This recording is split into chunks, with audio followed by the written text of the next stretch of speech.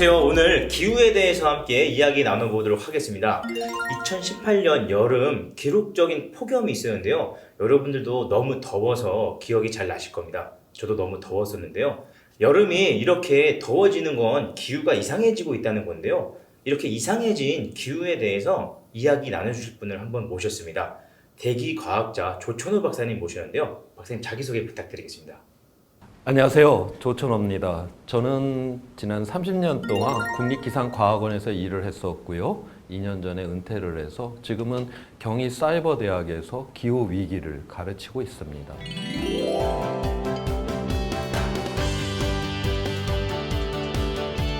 여기 이걸 보고 계신 청소년 분들께서 생각보다 바쁘십니다. 유튜브도 보셔야 되고 또 롤 승급전 같은 것도 하셔야 되거든요. 예, 그래서 바쁘셔서 기후 위기란 말을 처음 들어보시는 분들이 있을 것 같아요. 그래서 우리가 본격적으로 이야기 나누기 전에 영상을 하나 보고 이어서 이야기를 나눠보도록 하겠습니다. 영상 하나 보시겠습니다. This is not a drill. My name is Greta Thunberg. We are living in the beginning of a mass extinction. Our climate is breaking down. Children like me are giving up their education to protest. But we can still fix this. You can still fix this. To survive, we need to stop burning fossil fuels. But this alone will not be enough. Lots of solutions are talked about. But what about a solution that is right in front of us? I'll let my friend George explain. There is a magic machine that sucks carbon out of the air, costs very little, and builds itself. It's called a tree. A tree is an example of a natural climate solution. Mangroves, peat bogs, jungles, marshes, seabeds, kelp forests, swamps, coral reefs, they take carbon out of the air and lock it away. Nature is a tool we can use to repair our broken climate. These natural climate solutions could make a massive difference, Pretty cool, right? but only if we also leave fossil fuels in the ground. Here's the crazy part. Right now, we are ignoring them. We spend 1,000 times more on global fossil fuel subsidies than on natural-based solutions. Natural climate solutions get just 2% of all the money used on tackling climate breakdown. This is your money. It is your taxes and your savings. Even more crazy, right now when we need nature the most, we're destroying it faster than ever. Up to 200 species are going extinct every single day. Much of the Arctic ice is gone. Most of our wild animals have gone. Much of our soil has gone. So what should we do? 박사님 같이 영상을 봤는데요. 네. 이 영상을 봐도 기후위기란 말이 좀 익숙하지 않을 것 같습니다. 기후위기란 게 정확히 뭔가요? 원래 지구는 항상 이 기후가 자연적으로도 이렇게 이제 변동이 되고 있죠. 그래서 뭐 1억 년 전에 우리 이제 공룡이 살았던 그 시절로 돌아가면 지금보다 평균 기온이 한 5도 정도 더 높았어요. 네. 그래서 남극과 이제 북극에는 빙하가 없던 그런 시절도 있었죠. 그래서 뭐 아기 공룡 둘리가 뭐 빙하를 타고 내려왔다 이런 말들이 이제 틀린 말이 되겠죠. 그럼요. 그때는 빙하가 없었으니까요. 공룡이 살던 시절에는. 그리고 그 이후로다가 이제 기온이 쭉 이렇게 이제 떨어지고 그런 식으로다 이제 이 기후는 계속 자연적인 변동을 해요. 근데 지난 이제 산업혁명 이후에 사람들이 화석연료를 이제 쓰기 시작을 했고, 그로 인해서 이제 온실가스가 증가를 하기 시작을 했습니다. 그래서 이제 기온이 이제 올라가는데, 산업혁명 이후부터 해서 지금까지 인간이 올려놓은 그 온실가스 농도가 한 0.01% 정도를 높였어요. 그런데 그 0.01%가 히로시마 원자폭탄이 1초에 5개가 터지는 에너지를 잡아요. 굉장히 작은 양이지만 엄청난 에너지를 잡는 거죠. 그래서 하루에 한 40만 개 이상의 히로시마 원자폭탄이 터지는 에너지를 잡게 됩니다. 40만이요? 예. 그러니까 뭐 1년, 10년 이렇게 되면은 뭐 수십억 개가 되는 것이죠. 그 정도 이제 에너지를 잡는데, 그러면 굉장히 그게 이제 큰 일이 일어나야 되는데 실제로 그렇게 큰 일이 일어나질 않죠. 그 이유는 그 많은 열을 해양에서 93% 이상을 다 이렇게 흡수를 해줘요. 그리고 일부는 땅을 따뜻하는 데 쓰고 일부는 빙하를 녹이는 데 쓰고 공기 중에는 한 2% 미만만이 조금 남아있게 됩니다. 그 2% 미만의 그 열을 갖고서 지금 여러 가지 기후 위기가 일어난다. 우리가 그렇게 이야기를 하고 있고요. 근데 지금 해양도 지금 이제 변화가 일어나고 있잖아요. 해양이 공기보다는 대기보다는 한 1000배 정도 열을 더 많이 갖고 있어요. 그래서 해양이 변화가 일어나게 되면 우리는 이제 걷잡을 수 없는 이러한 위기 상태로 들어갈 수 있게 되는 것이죠. 그래서 우리가 기후 위기다 그렇게 부르고 있습니다.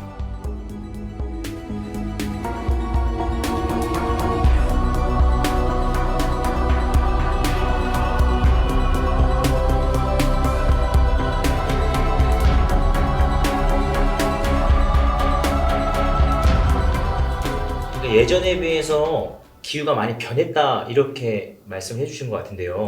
콕 집어서 그래도 위기라고 말씀을 해주시는데 또 이유가 있을 것 같습니다.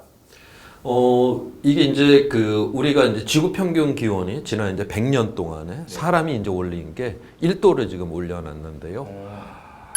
그거는 우리가 이제 위험으로 따지게 되면 감지를 할 수 있는 위험이다. 그렇게 표현을 해요. 그러니까 우리가 매일같이 기후 위기 때문에 어떤 생활이 불편함을 느끼거나 이러지는 않잖아요. 뭐 폭염이 왔다거나 뉴스를 틀었더니 뭐 호주의 산불이 7개월 동안 일어났는데 그게 기후 때문에 일어났다. 이럴 때 우리가 감지를 하죠. 근데 이제 여기서 우리가 0.5도가 더 상승이 되게 되면, 그러니까 지구 평균 기온이 1.5도 이상이 되게 되면 항시적이고 전 세계적으로 항상 기후 변화 때문에 일어나는 그런 여러 가지 이제 불편함으로다가 이제 들어가게 된다. 그렇게 보고 있고요. 또 거기서 0.5도가 더 올라와서 지구 평균 기온이 2도 이상이 되게 되면 우리가 이제 회복력을 상실한다. 그렇게 이제 표현을 하고 있습니다. 그러니까 회복력을 상실한다라고 하는 거는 우리가 이제 파국 상황으로 들어간다. 그렇게 이제 이해를 해야 되는데요.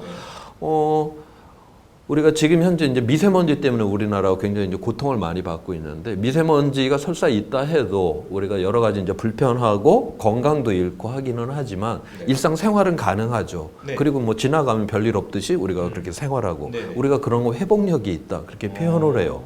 그다음에 이제 코로나19 같은 경우는 그거보다는 좀 심각하죠. 많은 사람이 아프고 또 사망하시는 분들도 계시고 또 그러다 보니까 우리가 사회적 거리두기를 하다 보니까 사회 경제적으로 이게 수축도 되고 그렇다 해도 이게 이제 지나가게 될 거예요. 그렇게 되게 되면 우리가 이제 원상태로 회복을 하게 되는데 우리 지구 평균 기온이 이제 2도 이상이 되게 된다. 그거는 이제 회복을 할 수 없다. 그러면서 그런 위기 상태가 계속적으로 증폭이 되는 상황이 된다. 그래서 굉장히 위험하다. 그렇게 보고 있는 겁니다. 그 이제 위기라고 이제 말씀하신 것까지 이해가 됐습니다. 근데 이제 저희가 일상생활을 살 때 폭염이 오면은 에어컨을 틀고 너무 추운 한파가 오면은 보일러를 틀고 이러면 또 일상생활에서는 또 많은 불편함을 못 느낄 수도 있지 않을까요? 우리가 이 기온이 상승한다라고 하는 것, 지구 평균 기온이 상승한다라고 하는 거는 단순하게 온도가 올라간다. 이렇게 생각을 하면 안 되고요. 이렇게 이제 기온이 이제 상승을 하게 되면 재해성의 이러한 날씨들, 그러니까 폭염, 가뭄, 홍수 이러한 것들의 그런 발생과 그 강도가 굉장히 점점 많아지고 심해진다라는 이야기고요. 그와 함께 뭐 물이 부족하고 그럼 가뭄이 들고 또 식량이 부족하고 해수면이 상승하고 해양이 산성화되고 또 거기에 뭐 생물 다양성도 파괴가 되고 우리 삶과 관련된 모든 전반적인 이러한 것들이 다 붕괴가 일어난다. 그래서 우리가 생존을 하기 어렵게 되는 그러한 상황으로 들어간다는 걸 의미를 합니다. 우리 일상에도 큰 위기가 오는 거네요. 뭐 일상의 위기 정도가 아니라 아예 이 문명 자체가 붕괴가 되는 그런 위기가 온다. 그렇게 봐야 되는 거죠. 진짜 심각한 것 같습니다. 저희가 이 영상 촬영하기 전에 학생분들께 질문을 미리 받았습니다. 그래서 몇 가지 질문을 좀 드리겠습니다.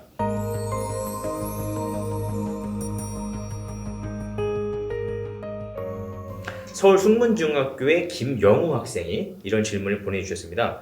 기후 변화가 일어나면 지구의 평균 기온이 올라가고 그로 인해 북극과 남극의 빙하가 다 녹으면 해수면이 높아져 아파트들이 잠긴다고 하던데 맞는 사실인가요? 이렇게 질문 보내주셨는데요. 지금 이제 기후 과학자들이 이제 예측을 하는 건 지금처럼 우리가 이제 배출량을 전혀 줄이지 않고 금세기 말까지 계속 배출을 갖다가 유지를 한다라고 하면 바닷물이 한 1.1m 정도가 이제 상승할 것이다. 그렇게 보고 있어요. 1.1m 정도면 대부분의 이제 큰 도시들이 다 이제 해안에 이렇게 위치를 하고 있는데요. 그러한 해안에 이제 저지대들이 침수를 하겠죠. 그다음에 뭐 샹하이라든가 뭐 베니스라든가 암스테르담처럼 이제 저지대에 만들어진 도시들은 상당히 많이 이제 침수를 할 것이다. 그렇게 보고 있어요. 근데 기후 과학자가 이제 1.1m가 상승한다라고 하는 거는 우리가 이제 빙하가 이렇게 있으면 빙하가 이제 겉면부터 온도가 올라가서 차분하게 이렇게 녹아 들어가는 거를 이제 과학자들이 예측을 한 거예요. 근데 빙하가 그런 식으로만 녹지를 않고요. 깨져버리는 수가 있습니다. 근데 우리가 과학자들은 그렇게 깨지는 거는 예측을 할 수가 없어요. 어디가 어떻게 깨지는지를 알지 못하죠. 우리가 사탕을 입안에 이렇게 집어넣고 가만히 이제 녹여 먹으면 오랫동안 가죠. 그렇지만 딱 깨트려 버리는 순간에 이게 순식간에 확 녹아버리잖아요. 만약에 우리가 이게 빙하가 빡 깨진다라고 하게 되면 이제 순식간에 녹을 수가 있어요. 근데 이제 우리가 그거는 과학자들이 알지 못한다라고 하는 것이고요.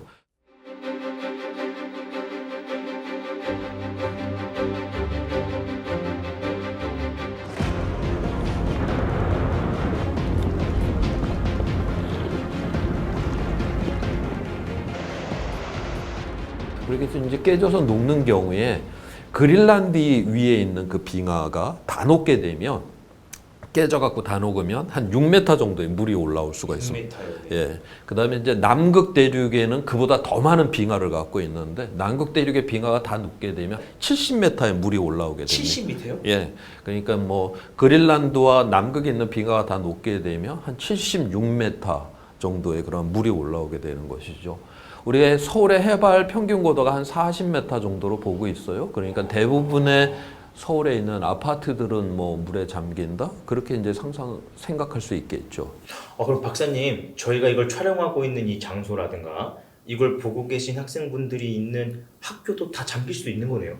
그렇죠. 뭐 이 저지대는 이제 다 잠긴다. 그렇게 봐야 되는 것이고요. 뭐 산비탈에 있는 뭐 아파트나 뭐 학교는 남아나겠죠. 그럼에도 그렇지만 어차피 뭐 다 모든 도심 자체가 물에 잠겼다라고 하는 것은 거기서 생존할 수는 없다라고 하는 거죠. 뭐 에너지나 물이나 식량이 뭐 다 공급도 안 되는 그런 상황이니까 오히려 거기서 생존한다는 자체가 더 고통스러운 상황이 될 수도 있겠죠. 진짜 심각한 일들이 벌어질 수도 있는 것 같습니다. 질문을 이어서 한번 해보도록 하겠습니다.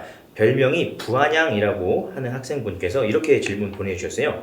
코로나 바이러스 같은 감염병은 왜 생겼나요? 또 이런 질문인데요. 코로나 바이러스 같은 경우는 우리가 이제 환경을 파괴를 했죠.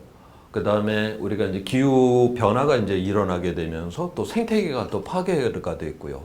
그러면서 이런 이제 동물들이 우리 이제 사람 가까이에 이렇게 올 수밖에 없는 이러한 상황이 되었기 때문에 이제 코로나 바이러스가 이제 발생을 했고요.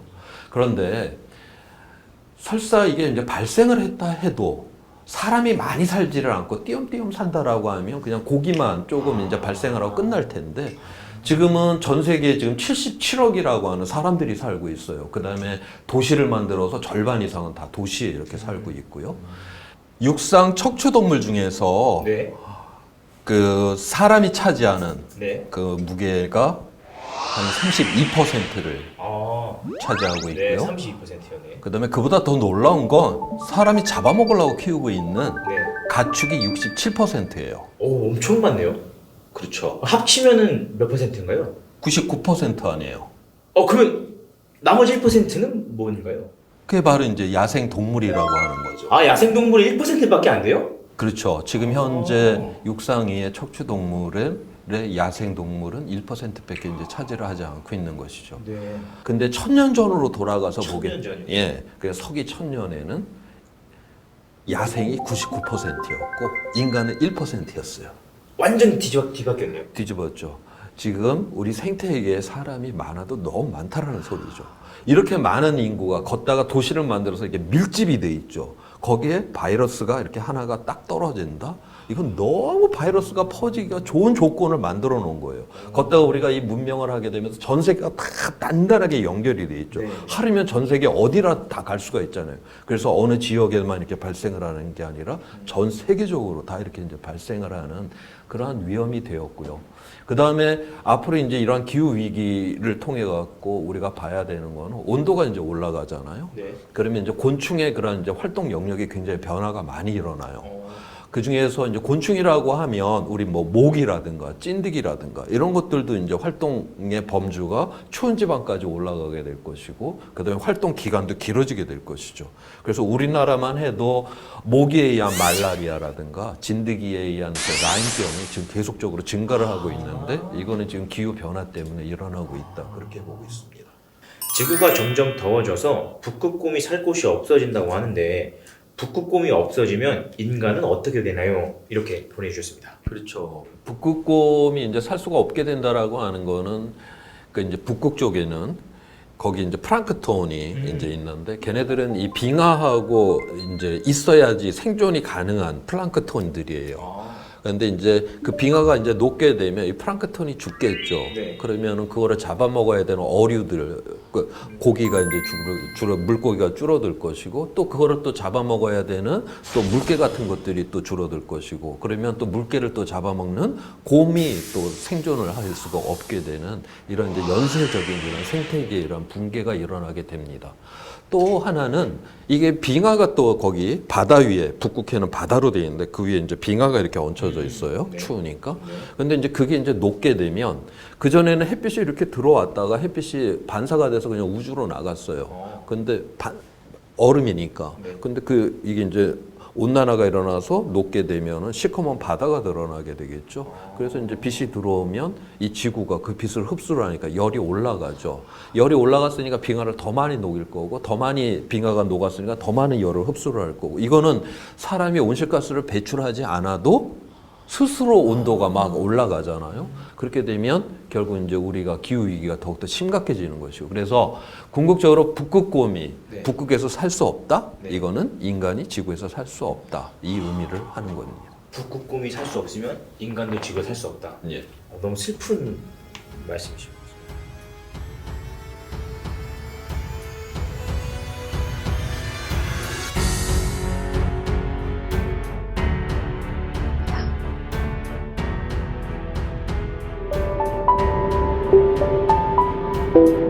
생명이 먹이를 찾는 아름다운 평화. 그러나 굶어 죽은 채 발견된 아빠 북극곰에겐 뼈와 가죽만 남아 있었습니다.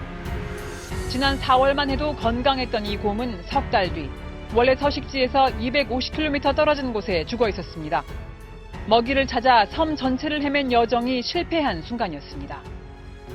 북극에서 얼음이 사라지면서 얼음에서 나고 자라고 먹이를 쫓는 북극곰들도 사라지고 있습니다.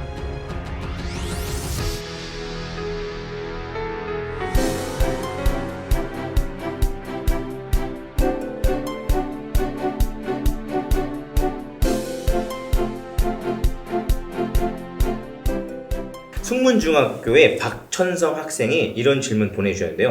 기후변화로 지구가 멸망하거나 인간이 모두 죽을 수 있나요? 그렇다면 언제쯤 그럴지 예상할 수 있나요? 이렇게 질문 보내주셨습니다. 인간이 완전히 이 지구상에서 멸종을 한다. 언젠가는 될 거예요. 만약 이 상태로 가게 되면. 그렇지만 네네. 그 시점이 언제냐, 그거는 우리가 이제 이야기하기는 좀 어려운 것 같고요. 근데 그 전에 어떤 면에서 다 그냥 죽어버리는 게 다 차라리 더 나을 수 있는 상황이 그 전에 오겠죠. 그러니까 우리가 기후 위기다라고 하는, 결국 물이 부족해요. 우리가 마실 수 있는 물이 부족하다, 우리가 씻을 수 있는 물이 없다, 이런 상황. 그 다음에 식량이 부족하다, 항상 배고픈 상황. 이런 상황이 되게 되면 이 세상이 정의롭지 않다라고 하면 누군가는 사재기를 할 거고, 누군가는 그걸 뺏으려고 할 거고, 그것 때문에 분쟁이 일어나고 전쟁이 일어나고 사회적 불안정성이 극도화가 될 거예요. 그렇게 되면 이 세상이 살만한 세상이 되지가 않죠. 그래서 더욱더 비참한 세상이 되는 거예요. 어떤 면에서 차라리 멸종해서 없어지는 것보다 이 세상에서 생존한다는 그 자체가 너무나 지옥과 같은 그런 고통의 세상이 된다. 그렇게 봐야 되겠죠. 약간 무서워지고 있습니다, 박사님. 이게 과학에서 그렇게 이야기를 해요. 진짜 그냥 위기인지 아닌지 이 정도가 아니라 정말 고통스러운 세상이 벌어질 수도 있겠네요. 결국 인간이 정의롭지 않은 세상을 만들어 놓고 있다라면 그렇게 부족한 세상 속에서 우리는 그렇게 비참한 그런 파괴적인 그런 어떤 생존밖에는 남지 않는 그런 세상이 된다라고 하는 거니까요. 숙연해지고 있습니다. 다음 질문 드리겠습니다. 청량중학교 1학년 키라라는 별명을 가진 학생이 이런 질문 보내주셨는데요. 약간 질문이 깁니다. 현 상태의 기후위기가 일반인이 실천한다고 해결은 될까요? 시위를 한다고 해도 큰 의미가 있을까요? 영향력이 큰 사람들이 해야 할 텐데 그 사람들이 심각성을 알까요? 이미 인류는 멸종의 길을 걷고 있는 게 아닐까요? 라는 질문 보내주셨습니다. 질문이 굉장히 뭐 답까지 다 포함된 그런 질문을 해주셨네요. 요즘 이제 그 툰베리라고 하는 그레타 툰베리라고 하는 이제 스웨덴 소녀가 이제 기후위기 대응에 굉장한 이제 강력한 이제 그런 이야기를 해주는 소녀가 있는데 2년 전으로 돌아가서 보게 되면 2년 전이요? 그때는 이제 스웨덴 의사당 앞에서 이제 금요일마다 골판지에다가 기후 위기를 이제 대응하라라고 하는 거로 서 있던 그냥 한 소녀였을 뿐이에요. 근데 이제 금요일마다 학교도 안 가고 거기 서 있으니까 이제 여러 사람들이 이런 이야기를 했죠. 야, 차라리 그 시간에 공부를 열심히 해갖고 네가 커서 기후 위기를 해결하면 되지 않겠니? 근데 이제 그때 이 소녀가 이제 대답을 했던 게 어차피 내가 어른이 되게 되면 이 세상은 기후 위기로다가 살기가 굉장히 어려운 세상이 되는데 지금 당장 이 법을 만들어줘야 되고 이걸 해결을 해줘야 되는 이런 국회의원이라든가 이제 정부에 있는 사람들이 이걸 해결해줘야 되는데 이 사람들이 지금 해결해야지 내가 할 수 있는 건 아니지 않냐.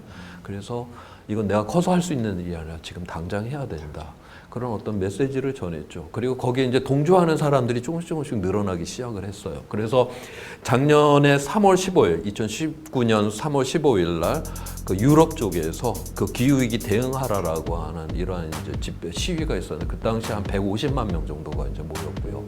그 다음에 2019년에 9월 달에 그 클라이밋 스트라이크 그러니까 기후 위기 뭐 비상 행동과 같은 그 전 세계적인 그 기간이 있었잖아요. 그 당시에는 700만 명이 그 시위에 동참을 했죠. 그런데 그 시작은 2년 전에가 한 소녀가 스웨덴 그 의사당 앞에 골판지를 들고 서 있었던 거기로부터 출발했다라면 누구나 다 그렇게 이야기를 하죠. 그래서 우리가 그런 어떤 자그마한 행동들 이런 것들은 굉장히 중요하다.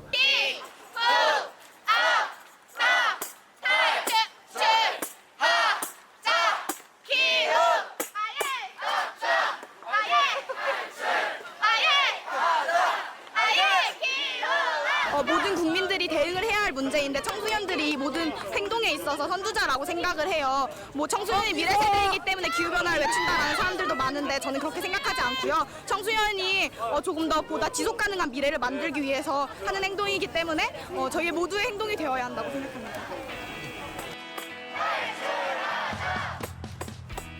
우리가 생각을 해보게 되면 200년 전만 해도 노예제도를 없애자. 그러면 이상한 저런 미친 사람 아니야? 백인 사회에서는 그런 취급을 받았죠. 그 다음에 100년 전만 해도 여성이 참정권을 가져야 된다. 뭐 투표를 한다거나 내가 뭐 국회의원 후보로 나가야 된다? 감옥에 갇혔어요. 그런 말을 하면. 그래요? 네. 그렇지만 끊임없이 이러한 그러한 가치에 대해서 의미에 대해서 그렇게 주장하고 이런 것들이 있었기 때문에 거기에 대해서 시위를 하는 것들이 끊임없이 있었기 때문에 바로 오늘날 이러한 중요한 그런 어떤 여성의 참정권이라든가 사회적인 그런 중요한 가치들을 우리가 그래도 안고 살아가는 우리가 사회를 만들 수 있었던 것이거든요. 마치 이제 기후 위기라고 하는 이 대응도 우리가 그것이 시작점이 뭐 미약하냐 아니냐가 아니라 그것이 옳다라고 하면 우리가 또 여기에 함께 또 어깨를 걸고 또한 이거 연대를 해서 점차 많은 사람들이 이거는 함께 할 수밖에 없는 것이기 때문에 그런 것을 통해서 우리가 또 좀 더 나은 그런 세상을 만들어갈 수 있다. 그렇게 볼 수 있어요. 이걸 보는 학생분들도 아마 생각을 많이 해주실 것 같습니다. 저희가 사전에 받은 질문 중에서 가장 많은 질문이 이런 질문이었습니다. 어린이와 청소년이 일상에서 기후위기를 막기 위해 할 수 있는 실천 행동은 무엇이 있을까요? 이런 질문인데요. 우리가 뭐 일회용품을 안 쓴다라든가 그 다음에 채식 같은 거를 하게 되게 되면 많이 하게 되게 되면 우리가 이제 고기를 이제 덜 먹게 되게 되면 그것도 굉장히 기후 위기 대응하는 데 도움이 되고요. 고기를 적게 먹는 게요? 예, 그러니까 우리가 소고기 1kg을 이제 생산을 하려고 하면 옥수수를 뭐 10kg에서 한 15kg 정도로 이제 먹여야 돼요.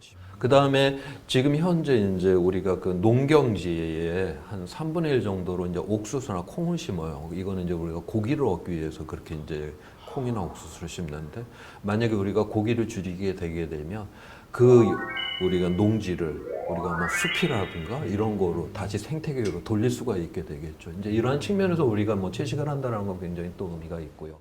일회용품을 안 쓴다던가 에너지를 절약한다던가 이런 개인적인 실천만으로도 아까 얘기하셨던 그 무시무시한 위기를 막을 수 있을까요? 우리가 이제 그렇게 개인적인 그런 실천을 한다라고 하는 건 그 전에 우리가 그러한 걸 우리가 지구를 생각하고 우리가 이런 걸 아껴야 된다라고 하는 굉장히 아름다운 마음이 그 안에 있는 거 아니에요? 그 아름다운 마음이 그런 개인적인 실천만 갖고서는 이 세상은 아무런 변화가 일어나질 않아요. 그것이 우리 동료들과 함께 그러한 마음들이 모아져서 이 세상을 바꿔내야지만이 우리가 이러한 어떤 기후 위기도 대응할 수 있다, 그렇게 보는 거예요. 우리가 그 지금 현재 이런 기후 위기라고 하는 거를 가만히 이렇게 보게 되면 어떠한 우리가 그 필요한 것이 부족하기 때문에 일어나는 그런 위기가 아니다라고 하는 거죠. 우리가 음식물이 전 세계적으로 보게 되면 한 쓰레기로 나가는 게 4분의 1 내지 한 3분의 1 정도가 쓰레기로 나가요. 그 다음에 우리가 이렇게 쓰레기장에 쌓이는 그 쓰레기들을 보세요. 이 세상은 부족한 것 때문에 일어나는 게 아니라 우리는 과잉 때문에 그렇게 일어나는 거죠. 그런데 이렇게 많은 걸 쓰고 버리는 이러한 세상을 우리가 만든 이유는 끊임없이 경쟁을 시켜갖고 이런 효율화를 통해서 이렇게 과잉 생산을 하게 만들어 버렸잖아요. 그래서 우리가 함께 사는 이유는 그렇게 경쟁을 해서 자기 동료로부터 이기기 위해서, 그렇게 그다음에 과잉 생산을 하기 위해서가 아니죠. 우리가 함께 산다라고 하는 거는 서로 돌보고 아끼고 나누고 이러한 공동체를 만들기 위해서이고, 그 다음에 우리가 과잉이다라고 하는 건 지구로부터 너무나 많은 에너지와 자원과 이런 거를 빼다 쓰고 그 다음에 싸게 폐기물을 갖다 버렸기 때문에 이제 일어나는 거 아니에요. 그래서 지구는 우리가 그 한계 안에서 안전하게 이렇게 지켜야 되고, 그래서 우리가 궁극적으로다가는 우리가 그러한 좋은 감수성을 가져야 되는 것이고 지구를 안전하게 지켜야 되는 거고, 그 다음에 우리가 좋은 그런 공동체, 사회를 만드는 그러한 과정 속에서 우리가 기후 위기를 대응할 수 있다라고 봅니다. 네. What should you do? It's simple. We need to protect, restore, and fund. Protect. Tropical forests are being cut down at the rate of 30 football pitches a minute. Where nature is doing something vital, we must protect it. Restore. Much of our planet has been damaged. But nature can regenerate, and we can help ecosystems bounce back. Fund. We need to stop funding things that destroy nature and pay for things that help it. It is that simple. Protect, restore, fund. This can happen everywhere. Many people have already begun using natural climate solutions. We need to do it on a massive scale. You can be part of this. Vote for people who defend nature. Share this video. Talk about this. All around the world, there are amazing movements fighting for nature. Join them.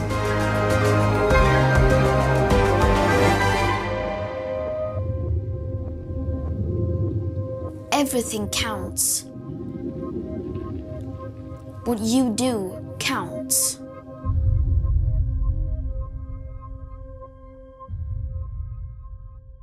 오늘 이렇게 박사님 모시고 기후위기의 심각성 이야기 나눠봤는데요. 보시는 분들도 아마 실천을 하시리라 결심을 하셨을 거라고 생각을 하는데요. 이 내용을 보시고 여러분들 꼭 주변에 친구들에게 많이 공유해 주시면 좋겠고요. 오늘 들은 내용도 주변 친구들에게 이야기해 주시면 좋을 것 같습니다. 박사님께서 아까 말씀해 주신 채식, 먹거리에 대한 이야기가 궁금해지신 분도 계실 것 같은데요. 그 얘기는 저희가 다음 편에 자세하게 황윤 감독님 모시고 이어서 영상 진행하겠습니다. 많이 기대해 주시고요. 오늘 시청해 주셔서 감사합니다. 이만 마치겠습니다. 안녕히 계세요.